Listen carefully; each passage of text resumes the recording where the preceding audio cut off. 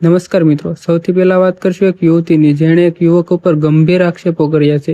આ મિત્રો, આ યુવતી કહે છે કે રવિરાજ ગઢવી નામનો છોકરો તેને ઇન્સ્ટાગ્રામમાં મળ્યો હતો અને સોશિયલ મીડિયાના મારફતે તે પહેલા ફ્રેન્ડશિપ અને પછી રિલેશનશિપમાં આવ્યા હતા. આ યુવકને 2 પત્ની હતી, છતાં તે આ યુવતીને કહે છે કે હું તને આખી જિંદગી રાખીશ.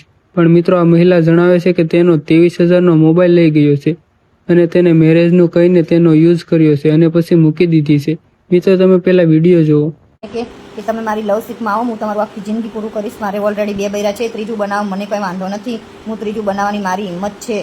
અને પછી એને મારી જોડે મોગલમાના બધા સારા સારા વિડીયો મૂકે અને આવી પછી મને પટાઈ પછી કે તારું આખી જિંદગી લાઈફ ટાઈમ પૂરું કરીશ.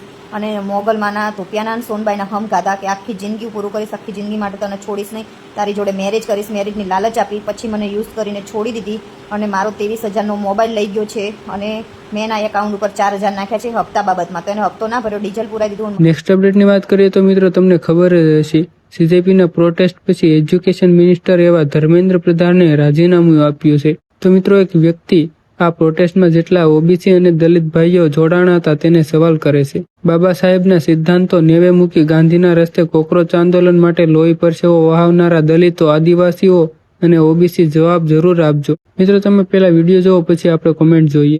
કોકરોચ આંદોલનના દલિત, આદિવાસી અને ઓબીસી આંદોલનકારીઓને મારે એક પ્રશ્ન પૂછવો છે કે તમે આંદોલન કરી અને ભારતના શિક્ષણ મંત્રીની ખુરશી પર બેઠેલા આરએસએસની શાખામાં તૈયાર થયેલા એક ઓબીસીને કાઢીને આરએસએસની શાખામાં તૈયાર થયેલા એક બ્રાહ્મણને ખુરશી ઉપર બેસાડ્યો.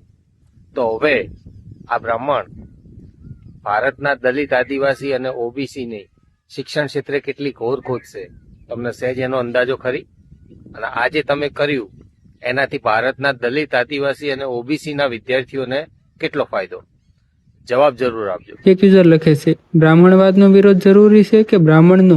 એક યુઝર લખે છે, હું તમારો કહેવાનો તાત્પર્ય સમજુ છું, પણ શું ઓબીસી સમાજમાંથી આવતા હોવાથી તેણે શું ઓબીસી સમાજના ઉત્થાન માટે કંઈ કર્યું? શું તેમણે તેમની સરકાર સંવિધાન આરક્ષણ નીતિથી ઉપર ઉઠીને ઈડબ્લ્યુએસ માટે 10% અનામત લાવ્યા ત્યારે કોઈ વિરોધ કર્યો? આવા પ્રશ્ન ગણવા જોઈએ તો ઘણા છે.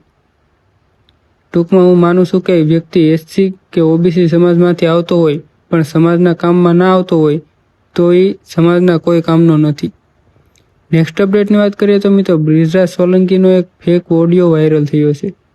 તેના કારણે આ ભાઈ ગુસ્સે થઈ જાય છે અને ન્યૂઝ ચેનલ વાળાને કહે છે કે તમે ઓડિયો ક્લિપની પુષ્ટિ કરતા નથી એવું લખો છો તો પછી મૂકો છો શું કામ?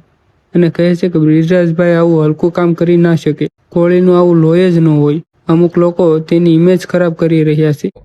બોલે છે કે આમ કરો ને પથ્થર મારો કરો ને ઓલું કરું, એ અમારા લોહીમાં ન હોય, કોળીના લોહીમાં ન હોય આવી હલકાઈ. અને ઓડિયોની પુષ્ટિ કરો, કોણે ઓડિયો બનાવ્યો છે ને પછી જ બધા. બસ તો મિત્રો, આજ માટે એટલું જ રાખીએ. જો વિડીયો ગમ્યો હોય તો વિડીયોને લાઈક કરજો અને ચેનલને સબસ્ક્રાઇબ કરવાનું ના ભૂલતા.